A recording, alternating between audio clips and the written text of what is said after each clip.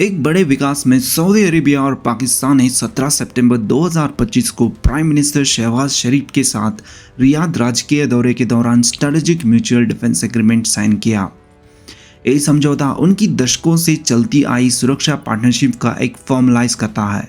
इसके तहत दोनों देश की किसी आक्रमण को अपने ऊपर हमला मानते हुए एक दूसरे की रक्षा करेंगे और साथ ही joint military exercise, intelligence sharing और टेक्नोलॉजी ट्रांसफर को मजबूत करेंगे।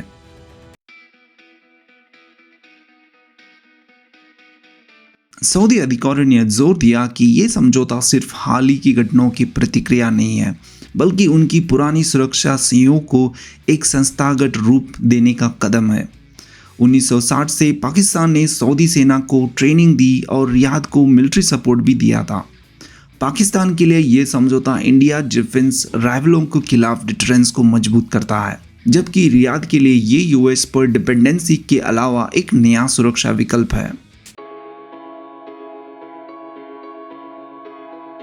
इस समझौता की टाइमिंग भी महत्वपूर्ण है। ये इसराइल का कतार पर हवाई हमले की तुरंत बाद आया, जिसमें हमास लीडर्स को टारगेट किया गया। इसने गल्फ देशों के हिला दिया और यूएस की सुरक्षा गारंटीज पर सवाल खड़े कर दिए, जबकि गल्फ देशों ने यूएस डिफेंस सिस्टम पर ट्रिलियन डॉलर्स खर्चा किया। वजह इसे सिर्फ गल्फ देश की यूनाइटेड मुस्लिम सिक्योरिटी फ्रंट की तलाश में थे और पाकिस्तान ने इस अवसर को फायदा उठाकर अपनी जगह बनाई है।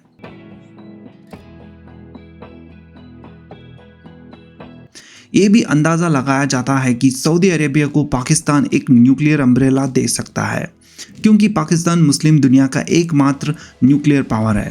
हालांकि इस बात की पुष्टि नहीं हुई है, लेकिन इससे पाकिस्तान की स्ट्रेटेजिक अहमियत और बढ़ जाती है। इस डील की सीधा प्रभाव इंडिया पर भी है। सऊदी अरेबिया की इंडिया के साथ मजबूत इकोनॉमी और डिफेंस टाइज है, जिसमें ब्रह्मोस मिसाइल परचेज पर भी बातचीत हो चुकी है। लेकिन अगर सऊदी अरेबिया की सुरक्षा संबंध गहरे होते हैं तो इंडिया के लिए बैलेंस बनाना कठिन हो सकता है। एनालिस्ट के मानना यह है कि इंडिया ने गल्फ के साथ डिफेंस कोऑपरेशन का एक बड़ा मौका गंवा दिया है, खासकर कतार अटैक के बाद। इसराइल के साथ इंडिया की नज़दीकियां इस प्रक्रिया में रुकावट बनी है।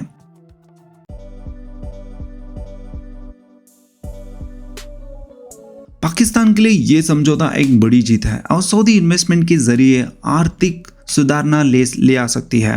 लेकिन कुछ लोगों का कहना है कि ये पाकिस्तान की सेना को एक मर्सिनरी फोर्स बना देगा जो फॉरेन इंटरेस्ट सर्व करेगी।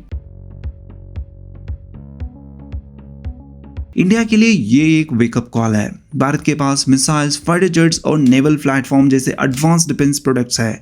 अगर इंडिया मिडिल ईस्ट के साथ डिफेंस डिप्लोमेसी को एक्सपेंड करे तो नेवल अपनी स्ट्रेटेजिक इन्फ्लुएंस बढ़ा सकता है, बल्कि अपने लिए आर्थिक और रोजगार के नए अवसर भी बना सकता है।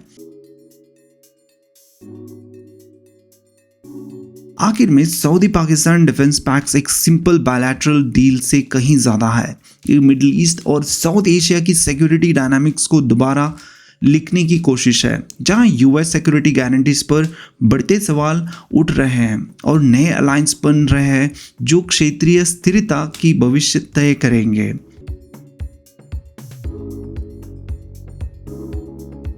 आप क्या सोचते हैं इस डील के बारे में? अपना राय कमेंट्स में बताइए। धन्यवाद।